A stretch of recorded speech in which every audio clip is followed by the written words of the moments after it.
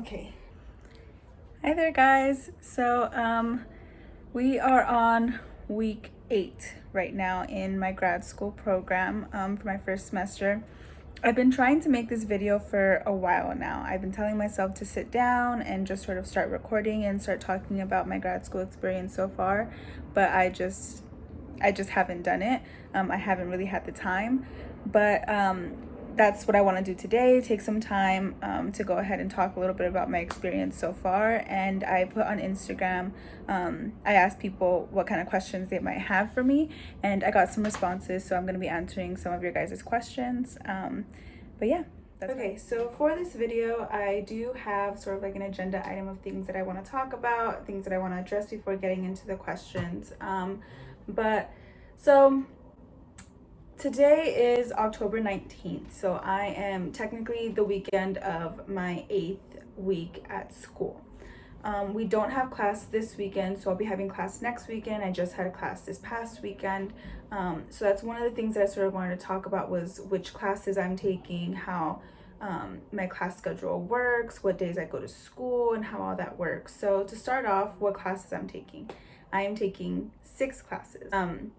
I'm taking psychopathology, I'm taking intro to forensic psychology, clinical and diagnostic interviewing, intro to theories of treatment and intervention, professional development group, and the last one that I'm taking is intellectual and achievement assessment. So that's the first class that we're actually practicing using assessments and administering assessments and scoring them and all that stuff. So those are the 6 classes I'm taking. How it works is I take the first 3, which is psychopathology, intro to forensics, and clinical and diagnostic interviewing on Saturdays. I'm at school from 8:30 a.m. to 7:50 p.m. So about 12 hours, a little less, but that's how long I'm at school. Sundays, I take the last 3, which is intro to theories of treatment and intervention, professional development group, and intellectual and achievement assessment. So that day, that's on Sundays, I take it from 8:30 a.m. to 6:20 p.m. So we get out a little bit earlier, about 10 hours of school that day. So that's what my average weekend at school looks like. So like I said, I'm there every other weekend. So one weekend I'm there, the following weekend I'm not, and then I go back the following weekend. To me, it's been pretty good. We've had about, I think we've had our 4th on-ground weekend already. And then next weekend will be our 5th, and then we'll have one more on November 9th and 10th. So I'm almost done with this semester, even though after our last on-ground weekend, we still have 3 more weeks of school. So technically it's 14 full weeks of school, but those last 3 weekends are all online assignments. So that's how it works. That's how my program is set up. It's a blended program of 50% online, 50% in person. That's why we're there for so long on the weekends. Talking a little bit about the actual workload that I have. So pretty much every single class that I have gives us assignments every single week. So even on the weekends that I'm not on ground or not going to be on ground, we still get assignments for those weekends that are due that Friday or that Sunday, depending on the class. So each class assigns us some readings to do. We have discussion posts that we need to write every single weekend. Some classes skip certain weekends, but that's basically how it works. We have reports, we have papers, we have films that we need to watch and then write about. So it's pretty intense stuff. We have on average 8 to 10 assignments every single week, at least. And so it's a lot. It's a lot. It's a lot of reading. I think this is the first time in my educational career that I've really learned how to skim. And I know that's really hard to believe for some people, because for some people that's like their life. But it's in my undergrad, a lot of what I did was I actually read every single word that was on the page. I would highlight, I would write notes on the side, I would fill up notebooks with notes on those readings. And this time around, like in grad school, I don't have the time. And I think a lot of the other people in my cohort will agree, like we just don't have the time. A lot of us do have full-time jobs, part-time jobs, and going to school full-time as well. It's hard to balance all of that. Not that it's not possible, obviously we're doing it, but it's hard to to say like, oh, I'm going to read every single page. It's just not possible with the time frame that we have. So that's kind of where I'm at. It's the first time that I've skimmed a lot. But that's not to say that I'm skimming and not getting information. It's actually really useful information. And then we all write our own discussion posts. I read the discussion posts. I respond to discussion posts. That's part of the assignment. But it's a lot, but I'm able to do it. So I'll show you guys sort of like what I do for myself to try to organize myself. The Thursday before the next week starts, I write out all of my assignments for each class in order of like what readings I need to do, discussion posts, responses that I need to write, any other extra things that I need to do. And so I organize it for myself. And then after organizing it in that way of like an agenda item, I actually write out what I expect myself to do within that week. I try to finish my assignments by that Wednesday. So the Wednesday before it's actually due, I try to finish my assignments by then to give myself some time to sort of relax before the next week, before the next weekend. I try to tell myself that by Sunday, I'm going to start responding to certain people's responses.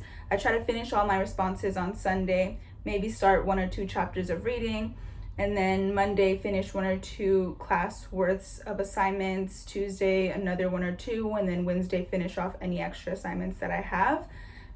That's kind of how I try to organize myself. This last week, which is the middle of the 8th week, I kind of fell off the wagon on that part. I had an event that I wanted to go to on Tuesday, and then Thursday I also went to horror nights with my nephew, which we do every single year.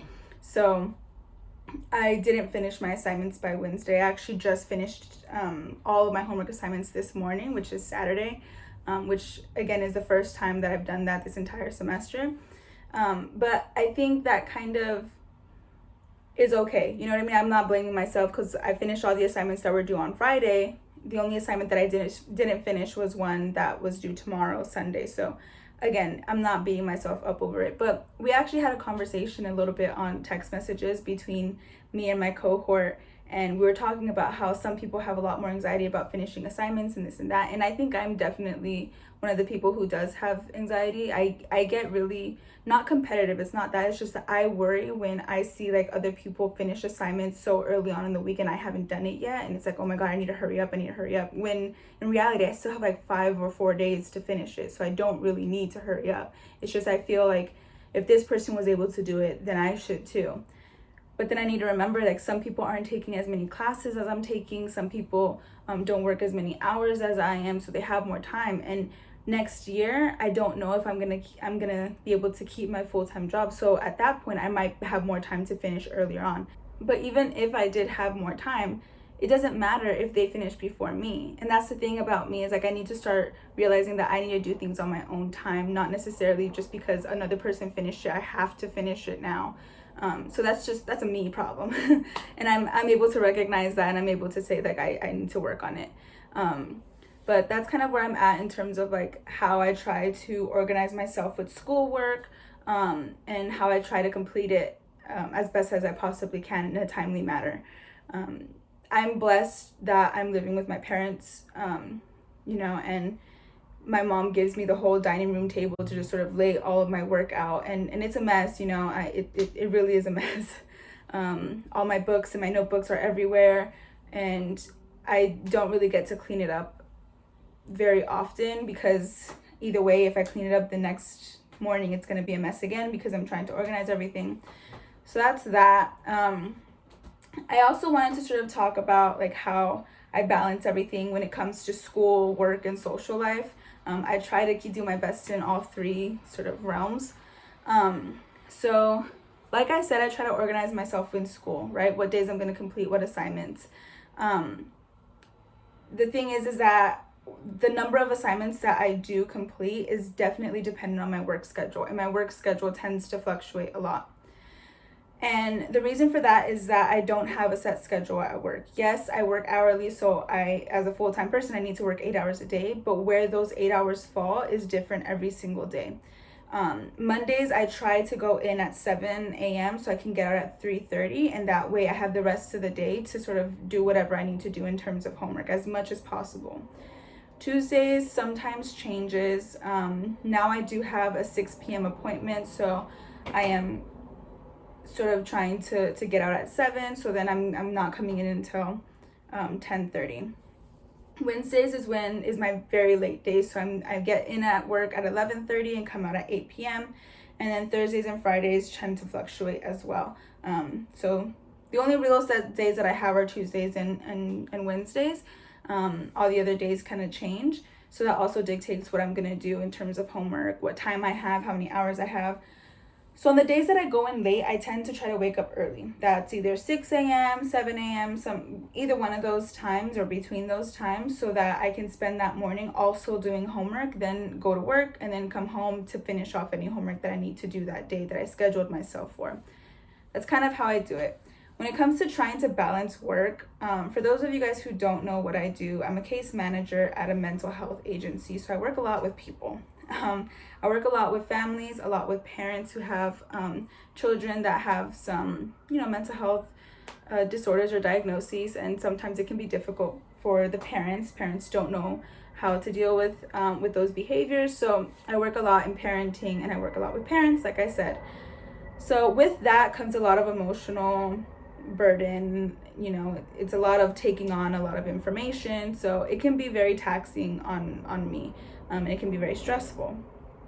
On top of that, I'm trying to meet like billing numbers and doing documentation, which can be very, very taxing on the body. I try to keep a balance or a boundary when it comes to work. I try to, keyword is try. I try to keep my hours the way that I want them to be. I try not to be as flexible for certain situations. I'm not going to tell everyone that I'm available at all hours of the day or all evenings.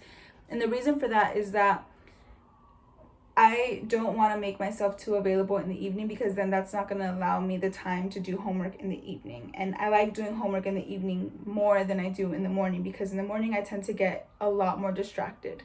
And also it's a lot easier for me to just like press snooze on the alarm and then wake up a little later than I wanted to, which means less time for me to do homework. It's just easier for me to do homework at night. So I do have those 2 days that for sure I'm staying there late, right? That's Tuesday and Wednesday. The other days I'll come in late if like the person really needs it, but it's not like a consistent appointment that I can make for that person. So that's kind of where I am with that. I try to keep boundaries. And my coworkers understand that, my boss understands that, so that's the good thing, is that I am able to make those boundaries and it's able to be respected. Now, social life. I do have a fairly not active social life, but I like going out. I like doing things. I like going to the movies. I like going to shows. So I try to keep that balance as well. Like I said, this week I definitely delved into my social life a lot. I went to a show on Tuesday out in Hollywood, and then I went to horror nights on Thursday, right? The thing is that I knew I was able to complete my homework, and I knew I was able to complete it on a timely manner. So all the assignments that were due on Friday, I finished them by Wednesday. Any assignments that were due on Sunday, for the majority of them, I finished by Wednesday. It was just one assignment that I hadn't finished yet, and I knew that I was either gonna have Friday or Saturday to do it, or even Sunday, because it wasn't due until midnight on Sunday. So like I said earlier, I try to keep that balance. I try to complete my assignments by Wednesday, and by completing the assignments on Wednesday, I have Thursday, Friday, Saturday, and the majority of Sunday to do kind of like whatever I want to do when I go out. Like I said, I've been trying to go to shows a lot more often. I like going to the movies, theme parks, just hanging out with friends. So that's kind of where I've been at when it comes to that. Okay, so now I want to go into the questions that you guys had for me. I made a list on my computer, so I'm just going to answer some of them and some other just the questions that y'all had.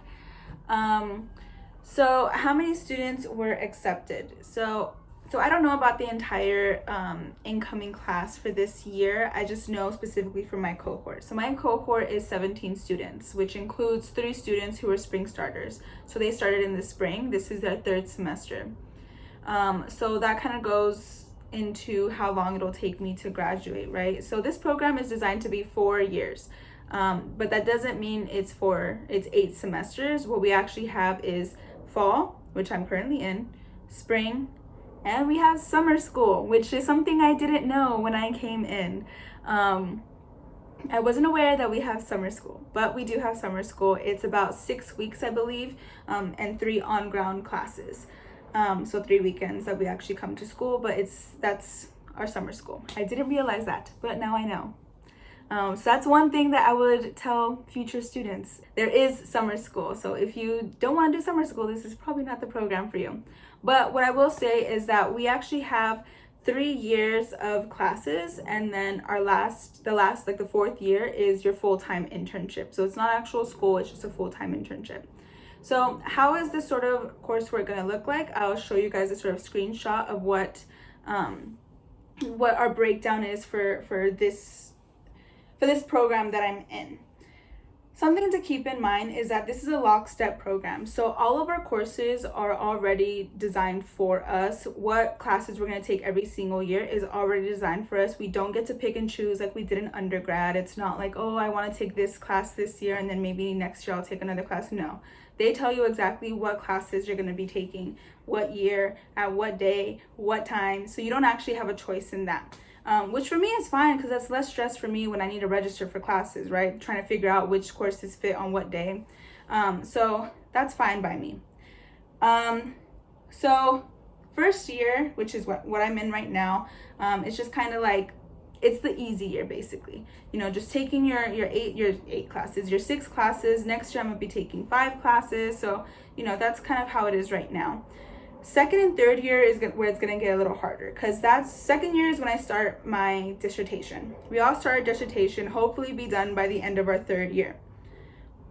Don't ask me what my dissertation is going to look like, which is actually a question that someone asked is, do I have an idea of my dissertation? I don't. I have a lot of topics that I'm interested in.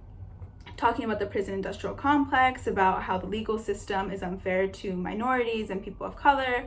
I'm interested in sort of learning more about rape culture and the legal justice system, talking about immigration. So a lot of different topics are up in here, but not exactly sure what I want to do with it because when it comes to dissertation, I have to have access to a population, and I don't know if I have access to that kind of population. So still thinking up here.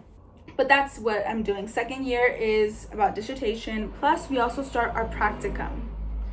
Practicum is like a part-time internship kind of thing where we go about 2 or 3 times a week to an organization that we are assigned to for our practicum, and then we're working there basically, but it's unpaid.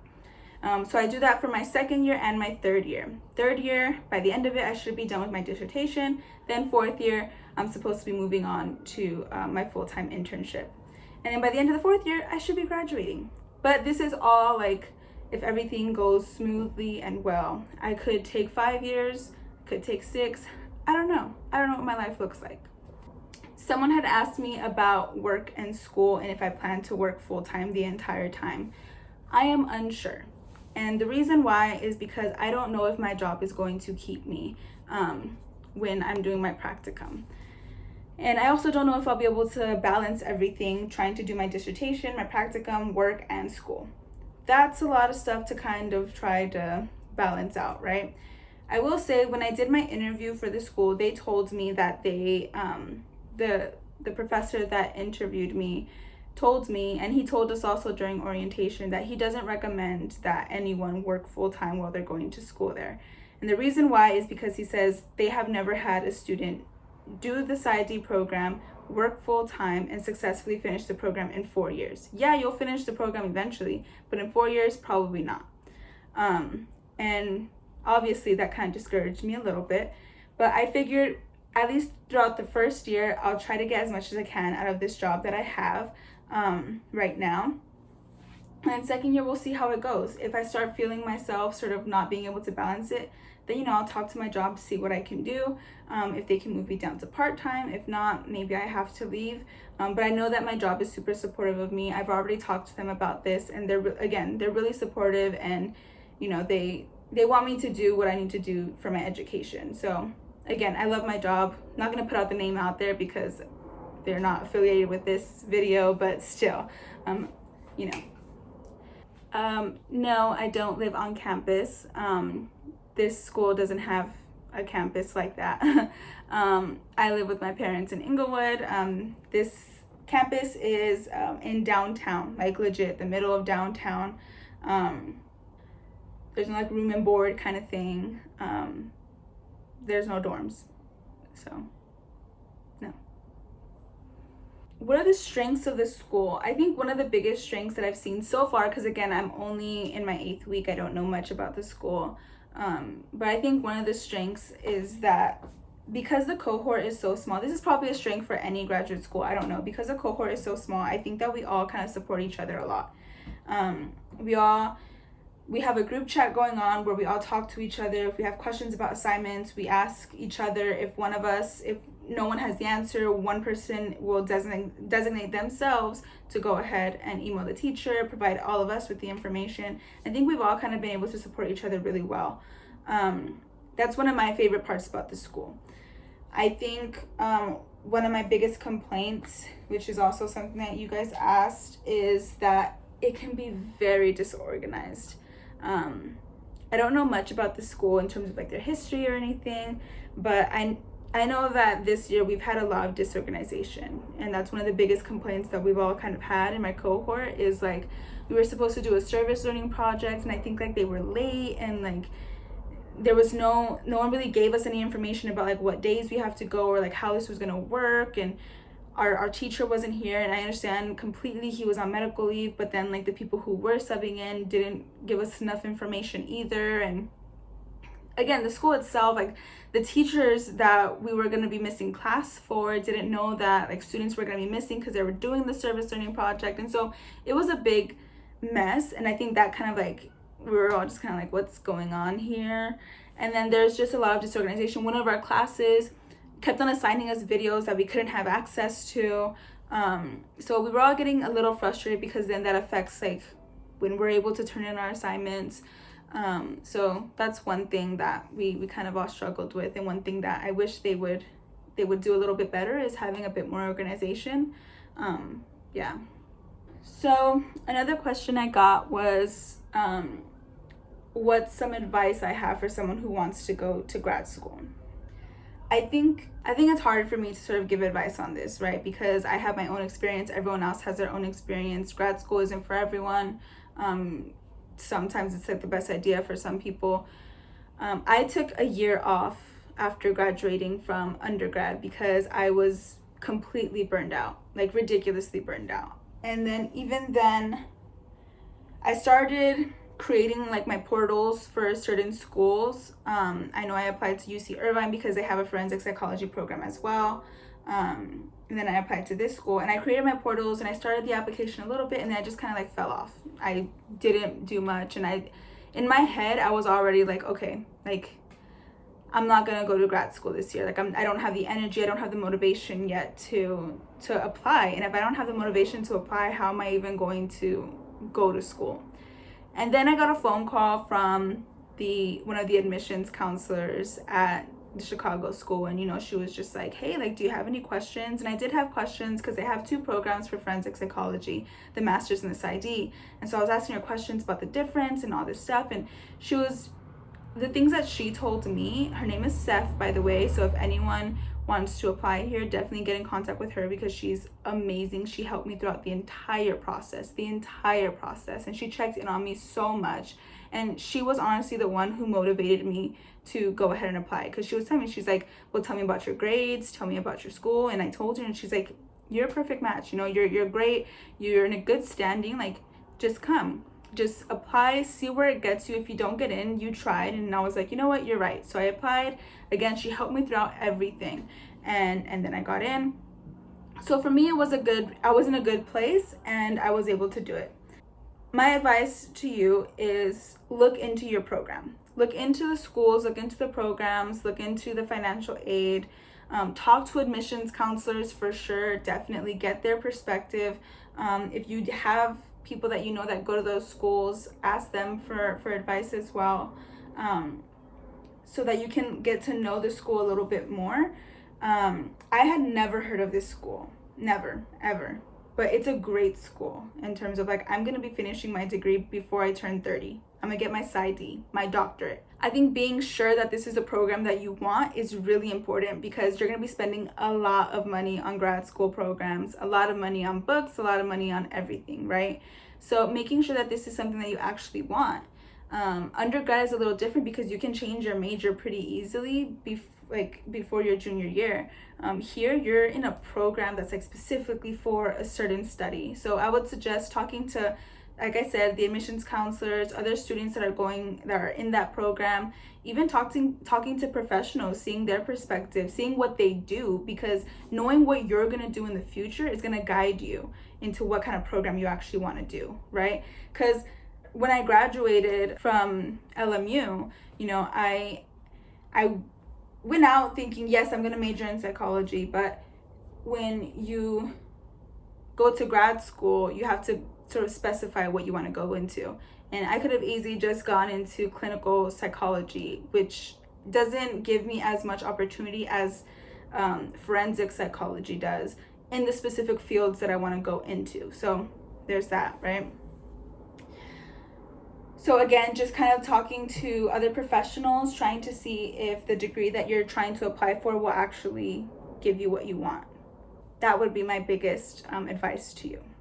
Some other people asked me about like my balancing and stuff, and I talked about that a little bit, so I won't go more into that, but I think I'll give that also as an advice to people is when you're going into grad school, even in undergrad, even in high school, like learning to balance everything.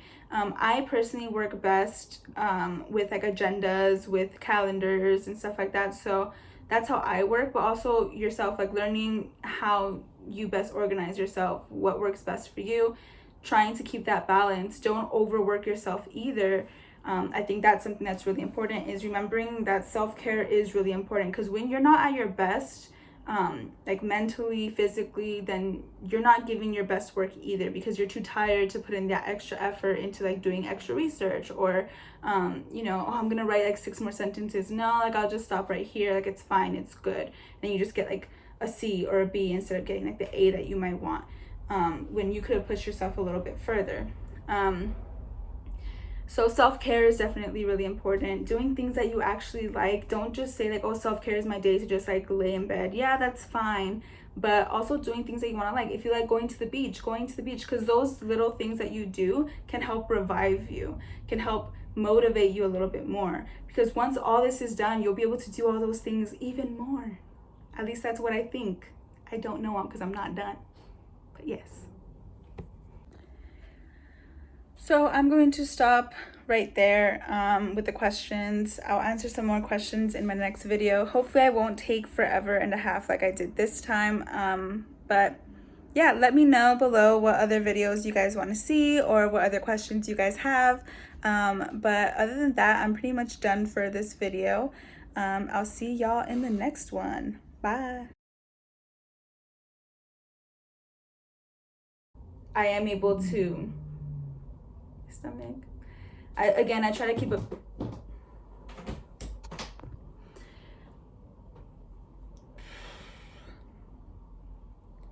I think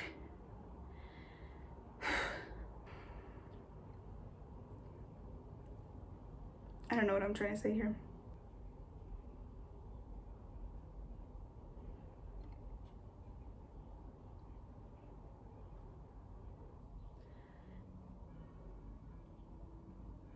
Students is that there is summer school that includes like other students, or that was stupid, let me go back. Should have been honest, should have been careful to let my feelings change. For you it's all the same. Should have been cautious, shouldn't have been so curious.